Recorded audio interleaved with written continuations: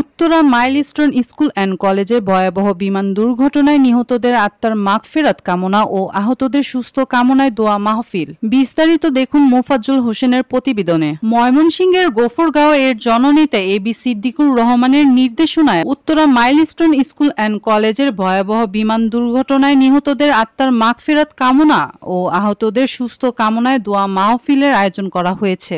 আপনি কি প্রবাসে গিয়ে স্বাবলম্বী হতে চান?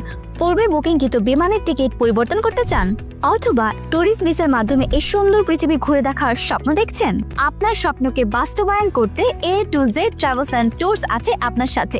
এই সময় প্রধান অতিথি হিসেবে উপস্থিত ছিলেন গফরগাঁও উপজেলার সাবেক যুগ্ম আহ্বায়ক শাহ আব্দুল্লাহ আল মামুন। বিশেষ অতিথি হিসেবে উপস্থিত ছিলেন গফরগাঁও উপজেলা বিএনপি সাবেক যুগ্ম আহ্বায়ক ফখরুল হাসান, পৌর বিএনপি সাবেক যুগ্ম আহ্বায়ক জাহিদ হাসান স্বপন, পৌর যুবদলের সভাপতি সাইফুল ইসলাম রিপন, ৬ নং রাওনা ইউনিয়নের সাবেক ভারপ্রাপ্ত চেয়ারম্যান মোফাজ্জল হোসেন, যুবদল নেতা খায়রুল ইসলাম সহ বিএনপির সকল অঙ্গ সংযোগী সংগঠনের নেতাকর্মীরা।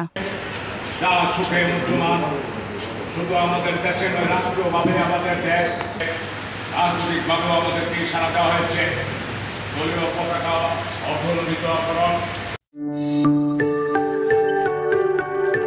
26 টেলিভিশন, মাতৃভূমির বন্ধনে।